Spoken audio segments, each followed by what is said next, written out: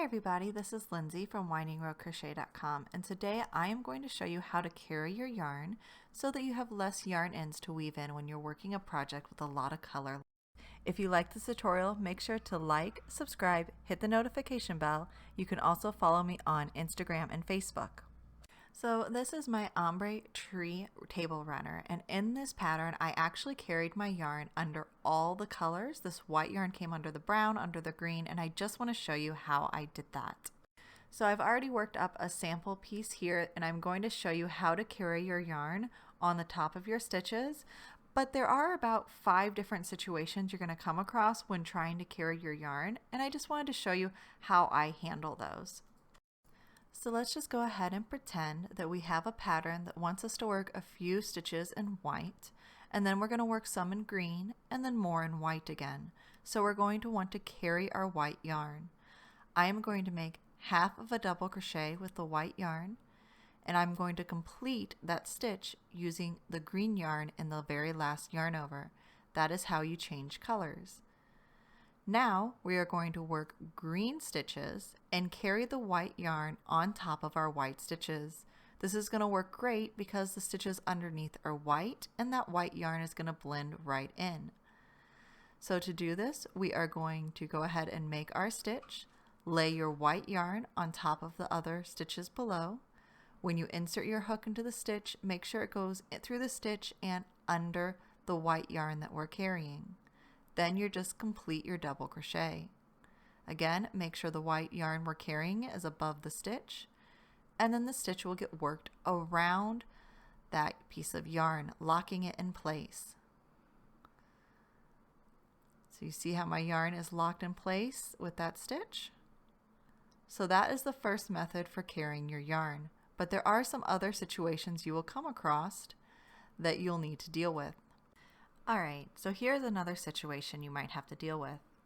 I am working the white stitches, and I'm going to start my green stitches a few stitches earlier than when we did on the previous row. So to do that, I'm going to bring my green yarn over and very loosely finish that stitch. You don't want the tension on this yarn to be too tight, otherwise you're going to be pulling on your stitches. It does take a little practice to get the right tension, but it is absolutely doable.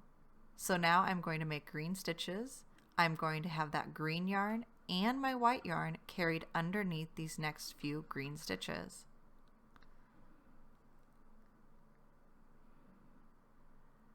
Go ahead and put your hook into the next stitch, again under the green and that white yarn that we're carrying.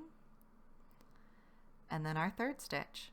Make sure you go under the green yarn and the white yarn, locking them in place and making our color change look nice and easy and not having any threads hang around. Now this is my preference, but when I go into my first green stitch, I like to go under that green yarn one more time. I just like to have that green yarn pointing straight up instead of at an angle, because I think it stands out a little bit more when that little strand is at an angle. And so I will just continue carrying my white yarn under the rest of these stitches. The white yarn doesn't bother me. It doesn't stand out too much because I don't feel like there's quite as much contrast between the green and the white, but later I will show you how to hide it when you have a higher contrast. Alright, now we're on situation number 3. We need to take a few more white stitches over the top of the green stitches. So I'm going to pull this green yarn up and make sure I go under the green yarn when making my white stitches. I'm holding that green yarn on top of the green stitches so to make sure it gets locked in place. Very similar to carrying yarn before, it's just we're carrying the green this time instead of the white. And that's how you can pull your green yarn over a little bit before starting to use the green yarn. So now you can see that we've pulled over that green yarn in order to come into the green section a little bit. Alright, so the next 2 situations we're going to come across is when we're dealing with really high contrast colors, like this white and this dark brown. These 2 ways work when you have a right and a wrong side of your project. So in this situation, we are on the wrong side of the project, the side that will not show whenever you're displaying your project. and I am going to need to work white yarn in between 2 rows of brown stitches. So to do this, it's very similar to what we were doing, but we're actually going to hold our yarn, our white yarn, to what is currently the front of the project. So it's a little hard to see, but if you look at the top of your stitch, you have what we call the front loop and the back loop. And we are going to be holding the white yarn right under that front loop.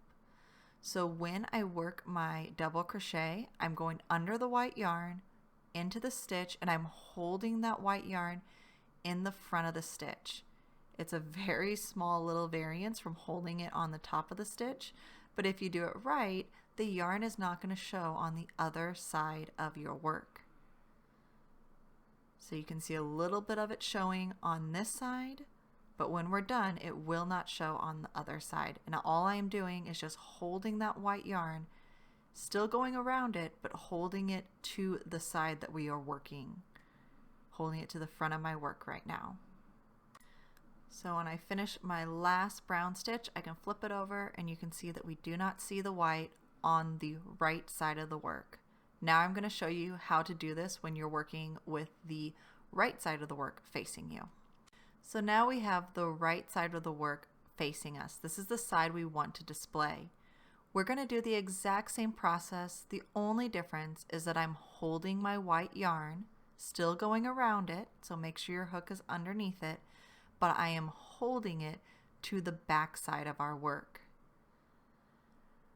And it's being held right under that back loop, or right next to the back loop, not on top, but actually over our hook, but on the back side of the work. Gonna yarn over, complete our double crochet, and just keep continuing to do this for all the brown stitches. And by holding the yarn into the back of the work, again, it's going to be hidden, but it is going to be seen on the back side. So it's really important to only do this on things like pillows or this table runner that clearly has the one side that's going to be displayed and one side that's always going to be hidden. So I hope you enjoyed these tips on how to carry your yarn. I hope you learned something and that they were very useful.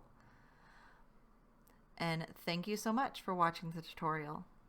And if you'd like to find the written pattern for this table runner as well as matching placemats, there is a link for it in the description box below.